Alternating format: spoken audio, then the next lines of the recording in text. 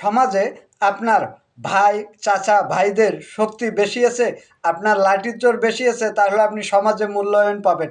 কিন্তু ঘরের পরিবারের পরামর্শ শুনে ভাই ভাগির থেকে আপনি পৃথক হয়ে যাবেন, ছোট্ট পরিবার করবেন, কিন্তু বড় লোকের পায়ের ফুটবল হবেন। এই পায়ে লাথি মারলে ওর পায়ে যাবেন, ওর পায়ের থেকে আপনি সোজা গলে যাবেন, আবারও পায়ে আসবেন। তাই পরিবারের কথা না শুনে আত্মীয় স্বজন ভাই ভাগের সাথে সম্পর্ক ঠিক রেখে সমাজের জোরটা বাড়িয়ে রাখেন, তাহলে আপনি সমাজে মাথা উঁচু করে চলতে পারবেন। কারণ সমাজের লোক আর বড় লোক চায় গায়ের শক্তি আর লাঠি। সমাজে আপনার ভাই চাচা ভাইদের শক্তি বেশি আছে, আপনার লাঠির জোর বেশি আছে, তাহলে আপনি সমাজে মূল্যায়ন পাবেন।